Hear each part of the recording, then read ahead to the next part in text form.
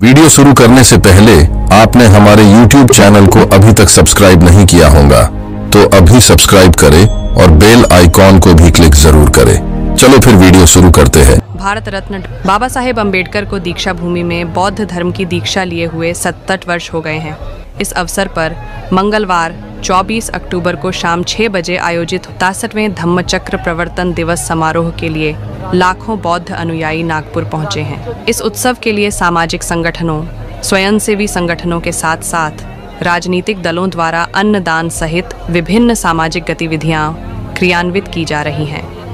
Bharat Ratna doctor Baba Saheb Ambedkar ने 14 अक्टूबर 1956 को दीक्षा भूमि पर बौद्ध धर्म की दीक्षा ली। इस स्मृति को मनाने के लिए देश भर में लाखों अनुयायी हर साल दीक्षा भूमि मनाते हैं। कोरोना के 2 साल के बावजूद हर साल इस समारोह के लिए देश के कोने कोने से लाखों अनुयायी नागपुर आते हैं। श्रीलंका के रेव डब्ल्यू धम्मरत्न थेरो इस वर्ष के आयोजन का मुख्य आकर्षण होंगे, जबकि मुख्य अतिथि के रूप में थाईलैंड से डॉक्टर अफिनिटा चाय चाना, उप मुख्यमंत्री देवेंद्र फडणवीस, केंद्रीय मंत्री नितिन गडकरी, केंद्रीय सामाजिक न्याय मंत्री रामदास अठावले मौजूद रहेंगे।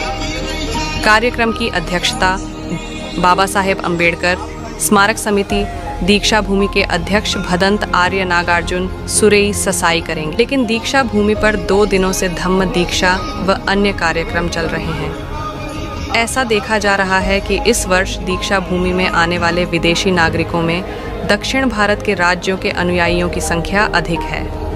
रविवार को सैकड़ों बौद्ध अनुयायियों ने सम्राट अशोक की प्रतिमा के साथ दीक्षा भूमि में प्रवेश किया। सोमवार को पूरे दिन हजारों लोगों ने बौद्ध धर्म की दीक्षा ली। अनुयायियों को जानकारी देने के लिए नगर निगम की ओर से दीक्षा भूमि चौक पर LED स्क्रीन की व्यवस्था की गई है। मुख्य कार्यक्रम के लाइव प्रसारण की व्यवस्था समिति के माध्यम से की गई है। इस उद्देश्य के लिए क्षेत्र में LED स्क्रीन स्थापित की गई है। दीक्षा भूमि क्षेत्र में बड़ी संख्या में किताबों की दुकानें हैं। कई संस्थाओं के माध्यम से बुद्ध और उनका धम्म, भारत का संविधान बेहद मामूली दरों पर उपलब्ध कराया जा रहा है। जय भीम के लोगो और बाबा साहब की तस्वीर वाली टी-शर्ट और टोपियां बेचने वाली बड़ी संख्या में दुकानें देखी जा सकती हैं। सफ़ेद साड़ियों की दुकानें महिलाओं के लिए आकर्षण का केंद्र बन रही हैं। लाखों किताबें बिकेंगी हर वर्ष। धम्मचक्र दिवस समारोह के अवसर पर दीक्षा भूमि पर लाखों का भीमसागर छलकता है।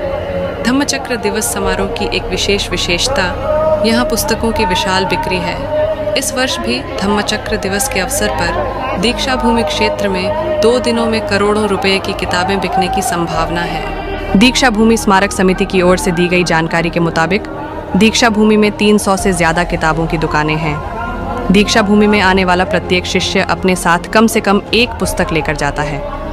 दीक्षा भूमि के एक पुस्तक विक्रेता के अनुसार दीक्षा भूमि पर भारत का संविधान और भगवान बुद्ध और उनका धम्म पुस्तकों की सबसे अधिक मांग है।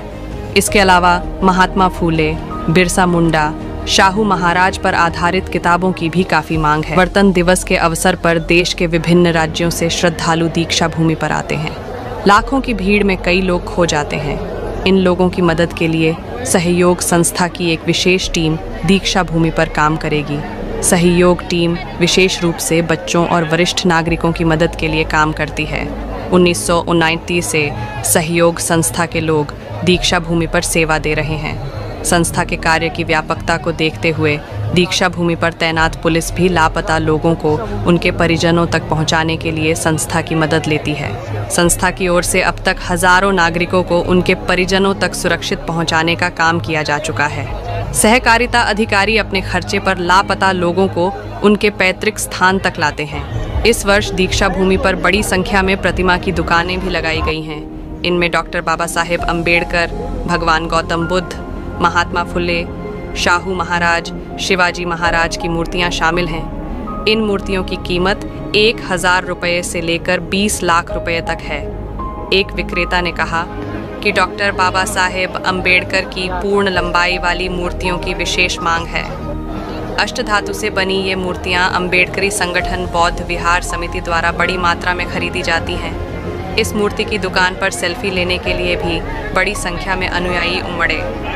डॉक्टर बाबा साहब अम्बेडकर की धम्म क्रांति वैचारिक थी। उनका इरादा शिक्षा के माध्यम से विचारों का प्रचार प्रसार करना था। इस पृष्ठभूमि में धम्म चक्र प्रवर्तन दिवस के अवसर पर दीक्षा भूमि पर बाबा साहब का अभिनंदन करने आने वाले अनुयायियों से माला, फूल नहीं बल्कि नोटबुक और पेन लाने का अनुरोध किया गया। इसी उद्देश्य से दीक्षा भूमि में एक नोटबुक, एक पेन की विशेष गतिविधि क्रियान्वित की जा रही है। ये गतिविधि अम्बेडकरी संगठन के विभिन्न संगठनों द्वारा संयुक्त रूप से क्रियान्वित की जा रही है।